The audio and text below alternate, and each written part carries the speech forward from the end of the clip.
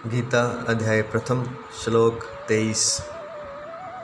योत्स्यमानान्वेक्षेऽहं य एतेऽत्र समागताः धार्तराष्ट्रस्य दुर्बुद्धेः युद्धे प्रियचिकीर्षवः। दुर्बुद्धि दुर्योधन का युद्ध में हित चाहने वाले जो ये राजा लोग इस सेना में आए हैं, इन युद्ध करने वालों को मैं देखूंगा, मैं देखना चाहता हूँ। कहा जाता है कि सतयुग में सभी लोग सत्य को चाहने वाले होते थे और सभी लोग सत्य के पक्ष में खड़े होते थे। पहली बात तो असत्य था नहीं, अगर था भी तो उसके पक्ष में कोई भी खड़ा नहीं होता था। लेकिन युग बीतते बीते सतयुग से त्रेता, त्रेता से द्वापर आ गया। अर्जुन और द्वापर का भी अंत समय मतलब द्वापर समाप्त होने पर है। इस समय सत्य के पक्ष में खड़े होने वाले लोग कम हो गए हैं। अर्जुन यह देखना चाहता है कि दुर्योधन के साथ कौन कौन खड़े हैं। जो पाप करता है, जो धर्म पर नहीं चलता, जो दुर्बुद्धि है, क्या उसके पक्ष में भी लोग खड़े हो जाते हैं? क्या उसका भी पक्ष करते हैं लोग? लेकिन कलयुग में तो यह बात बिल्कुल सत्य है। बल्कि कलयुग में तो ऐसा है कि जो दुर्बुद्धि है, जो सत्य पर चल रहा है, उसके पक्ष में ज़्यादा लोग होंगे,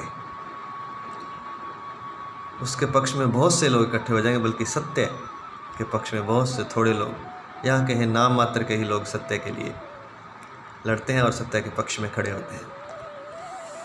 यह तो द्वापर युग था, तो फिर भी आधे आधे थे। आधे दुर्बुद्धि दुर्योधन की तरफ थे, असत्य की तरफ थे, और आधे अर्जुन की तरफ थे, सत्य की तरफ थे।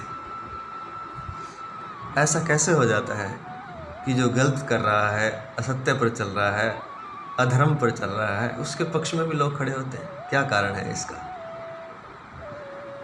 इसका कारण है कि जो उसके पक्ष में खड़े होते हैं, उन्होंने चाहे कभी अधर्म ना किया हो, कभी असत्य पर ना चले हों, लेकिन उनके मन में तमन्ना वैसी ही है असत्य पर चलने की, अधर्म पर चलने की, इसलिए वो अधर्म वाले का ही साथ देते हैं। जो सामने खड़ा है युद्ध करने के लिए दुर्योधन, वो तो द्रोही है ही है, लेकिन जो उसका साथ दे रहे हैं वो भी कम द्रोही नहीं है। चाहे उन्होंने भूतकाल में कोई भी ऐसा कार्य ना किया हो, लेकिन मौका मिलने पर वो विपक्ष में खड़े हो गए हैं, अधर्म के साथ खड़े हो गए हैं। इसका सीधा सीधा अर्थ ये है कि उनके भीतर भी धर्म नहीं है, अधर्म ही व्याप्त है। तो याद रखें, जो भी अधर्म का साथ देता है वो अधर्मी ही है, उससे धर्म की आशा कभी नहीं करनी चाहिए। चाहे वह कितना ही अच्छा व्यक्ति हमें क्यों ना दिखाई दे सामने से, या व्यवहार में, या आज तक के उसके व्यवहार में, लेकिन अगर वो अधर्म का साथ दे रहा है तो वह सत्य पर चलने वाला नहीं है, धर्म पर चलने वाला नहीं है। भीतर उसके भी कहीं ना कहीं प्यास है कुछ गलत करने की, कुछ पाप करने की, कुछ अधर्म करने की, असत्य को अपनाने की, अपने अहंकार को तृप्त करने की। इसलिए अर्जुन उन सबको देखना चाहता है कि जो दुर्बुद्धि दुर्योधन के साथ खड़े हैं। दुर्बुद्धे धार्तराष्ट्रस्य युद्धे प्रियचिकीर्षवः। दुर्योधन का हित चाहने वाले भी लोग हैं। एक तरह से यह बात बड़ी अचंभित करने वाली है कि उसका भी हित चाहने वाले लोग हैं, अधर्म का हित चाहने वाले भी लोग हैं। और ऐसा ही संसार में होता है, और कलयुग में तो यह बहुत ही विस्तृत स्तर पर हो रहा है। शायद सत्य तो 5 या 10% बचा है, बाकी सब असत्य की तरफ खड़े होते हैं। असत्य का ही बोलबाला है, झूठ का ही प्रचार है, और जो झूठ है वो ज़्यादा चलता है।